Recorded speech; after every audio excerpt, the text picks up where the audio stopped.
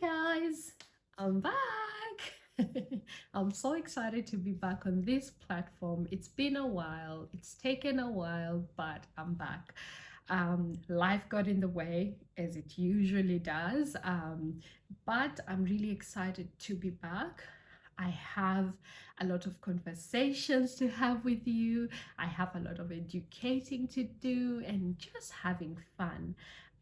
Effie isn't here with me today, but she's got a lot of exciting projects going on at the moment.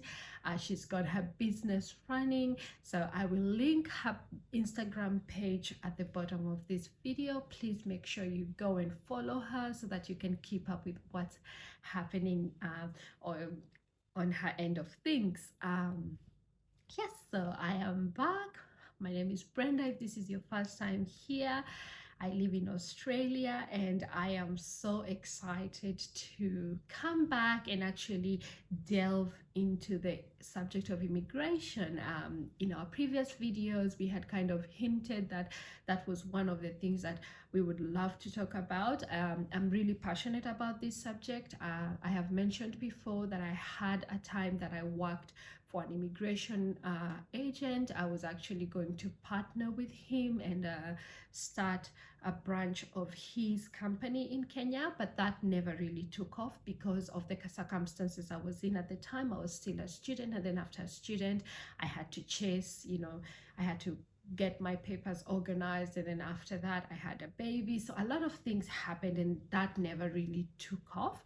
But in saying that, I have been keeping up with what's happening and what's new, and I have all the resources and all the information that I had during the time that I was working as an immigration agent. So I would really like to share this knowledge with you guys. A lot of people DM me or message me from time to time asking about, I want to move to Australia, what's the process? And I will say this, moving to Australia is really, it's a process, and the process, things change from time to time. So the information I could have given you maybe last year, this year may not be as relevant or little bit different. So just make sure you're keeping up to date with what's happening. And this is where it's really important to, if you don't have the correct information, to also talk to an agent. But I am here to give you the information before you even go to an agent, so that you know that this is how it works. So the system itself doesn't change much. It's just the requirements that shifts from time to time. But as a whole, the system is pretty much consistent. I would like to talk about different types of visas that we have available, and I think the two that people have the most interest in, or rather three, is the student visa, the skilled visa, and under the skilled visa, a branch of it is the work sponsor visa. So the skilled visa has so many different types, so I will not call it like a one visa. And also a student visa has different types, but we will actually focus on the just coming to study a degree or a postgraduate degree. There are people who are coming to study a postgraduate by research. I will touch on that, but not much, because not a lot of people qualify for that route. Yes, so we will cover, when it comes to the student visa, I will go in depth about what is the requirements, what you need to have even before you go see an agent. There are things that you need to have. You need to have your English exam. You need to book and sit for an English exam even before you go see an agent, because that's going to be required by almost all the schools. Even if the school's not going to require it, I doubt. They used to, when I came initially, there used to be some leeway, but depending on what country you're coming from, at the moment, almost all the schools require an English exam. So I would get those things that are a requirement out of the way even before you go see an agent, and then find a school Don't let an agent find a school for you. You go in the internet, you look at the courses, do some in-depth research before you go to an agent. Agents work with schools, so an agent will push you to a specific school because they are getting or commission for bringing in students to that school. So make sure that if they are pushing you to go to this school, make sure that that's the school you actually want, and not you're going there just because the agent has told you this is the school to go to. Generally, schools in Australia have a bar. They're all streamlined, and I wouldn't say, some schools are much more well performing than others, like in the overall rankings in the world. So you would do your research if you're really keen, and just be mindful that places like Monash, the University of New South Wales, University of Sydney, University of Melbourne, which are really highly ranked in the world, are also very competitive, and also their requirements would be a lot higher. So just make sure you qualify for whatever course you want by looking in the university website. Look at what the minimum requirements they want for the program that you want. And I would say start early. You might be thinking, oh, the school starts in February. Start as early as you can, because the process is long. A lot of documentation is needed. If you start early, it gives you time. So again, under student visa, I'm going to cover now life after. So how to prepare to arrive. What resources can you use to find accommodation, to find community, to find a job? So you, as a student, you have some hours that you're allowed to work when school is on, and generally when school is off, or like on the holidays, you can work as many hours as you want. So I will walk you through how to prepare CVs, what kind of jobs are students mostly doing, and I'm not going to tell you these are the only jobs that you can apply. From my experience, I will tell you what jobs are available, how to, what websites to look for the jobs, how to apply for the jobs. In the resource, I'm going to provide CVs, sample CVs, how to find referees, and this is really important because here in Australia, the jobs, referees are very, very important. So how you can, find referees. I will also talk about volunteering as a way of networking before you find a job if you're having difficulty finding a job.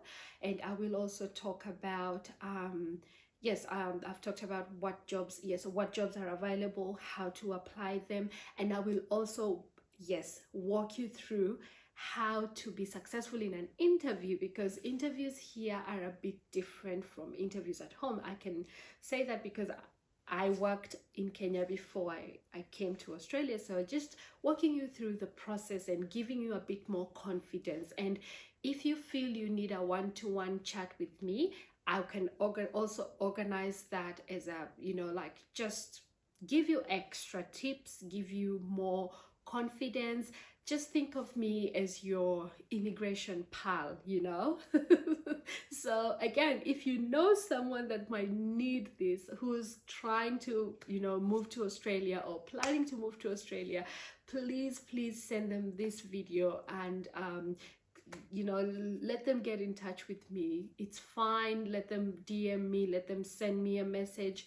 I will answer the questions as the weeks go by.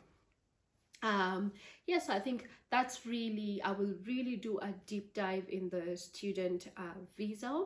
And then the next visa we're going to talk about is the skilled visa. Now, this is the visa that I get a ton of questions about. So the skilled visa there's so many classes to the skilled visa. We're going to talk about nominated versus independent. What's the difference? We're going to talk about the different states that offer nomination and what they need. We're going to talk about the we're going to talk about the occupation lists. We're going to talk about skill assessments. We are going to cover everything you need to know about these different types of skilled visas that are available at the moment. Just keep in mind as we are discussing all this, everything that I'm going to be discussing is online. It's just that it's a lot of information, and sometimes if you have no prior experience with immigration, you might get overwhelmed, or you might not really understand how it applies or where it applies to. And this is where I am here to decipher this information, create resources, and create pathways where people can actually get direct and straight information. So just everything that I'm going to be sharing is online, and it's just an helping you interpret, like hand holding you to understand what's already been posted online. And again, like I said, this information is dynamic, it changes every time, so it keeps getting updated as the rules keep changing. I will remind you that it's a very competitive, especially when we talk about skilled visa, even more than the student visa. It's very competitive, and this is where you really want to have all the information before you make any application. Many agents will, you also need to make sure that the information that the agent is giving you is actually accurate, because sometimes people get things mixed up. After we talk about the skilled visas and the work sponsorship, I will also cover scholarships, which this one ties into the student visa, because I get a lot of questions about scholarships, how to access them, whether they're available. I will also discuss that. I will also discuss the family partner visa, and I will also discuss, of course, the tourist visa. This really applies to those who maybe are already here and they want to apply. This is a very simple, straightforward visa. I won't take up much time. It's very easy, very straightforward. There is also, I will also cover for those people who are hoping to immigrate with their families. So if you're married, you have kids, and you want to come in as a student, I will also discuss like what life looks like for you on the other side, because I know that is very stressful and very scary, not just for you, also for the kids. We are just going to discuss the pathways of now moving from a visa, like a temporary visa, like a skilled visa, to now moving to what are the pathways to permanent residency. So most of the skilled visa have a direct pathway to permanent residency, but we will still discuss like what's available currently. Also discuss the process of moving from permanent residency to a citizen. So we'll talk about how to sit for the citizenship exam, what happens, what is the process, because trust me, it's not difficult, but when I got there, I also was a bit confused. Where do I go? Where do I start? Because a lot of these things nobody really tells you. So I think that is a lot that I have said. There is a lot to discuss on this topic, and as I cover them, I really hope I'm going to help someone. I really hope I'm going to impact someone. Always keep the questions coming, keep the comments coming, and I will take note of them and I will address them as I do the videos. In future videos, I will also discuss life in Australia. We will also discuss career paths, and this ties into the student visa, because it's really important to pick a course that's going to lead you in the right career path that is relevant in the current climate in Australia. So we will also discuss that, and we will also discuss life after now permanency, or life in Australia, like the real life. So I work in finance, so I have that's another little passion of mine. So I will come in and discuss things like your credit score, how to buy a home, because I know immediately people get their permanent residency, they want to buy a home. We can discuss how does that look, and how to get your finances in order, and how to investments, and we'll just like personal. I really have passion for personal finance and budgeting and just keeping your money in check, because there's a lot of people, a lot of us that grew up and we were not really taught about money. So yes, so we're gonna discuss about money, we're gonna discuss about taxes, all the fun and boring things, but trust me, it's important. They have to be talked about. So really hope to get people coming in, people giving you testimonials. I have a lot of friends, they have all walked different journeys. There are people who have been on student visa for so many years, they're finally on permanent visas. There are people who transitioned from student visa to permanent visa really quickly. I even have friends who finished, went back home, came back to Australia. So all those different testimonials and experiences, I would like to bring that to you so that you can really see that you're not on your own. If you're thinking, oh, am I too old to immigrate, or is it worth it, or what I'm too scared, I have kids. So it's really important to hear from people who have done it and they were on your same, like having the same circumstances as you. Yes, so that's it for me this week. I am very excited, as you can tell. I can barely contain myself. I can barely catch a breath, but I really am excited to come back and chat about this topic, because I feel like it's really important. It's really relevant to a lot of people. And yes, before I forget, so I will also be touching on Canada, New Zealand, and UK. Like I said, the immigration agent I worked for helped people with all these 4 countries, so I have quite a good understanding of also what their immigration system looks like. And you'll be very surprised once you understand like the Australian immigration system. It's really easy to understand the others because they borrow from each other. Most of them have a point system, they have an occupation list, they have, so the things are very similar. Well, that's it from me. Thank you if you stuck through the video and stuck through my mumbling. I will see you in the next one. Thank you. Bye.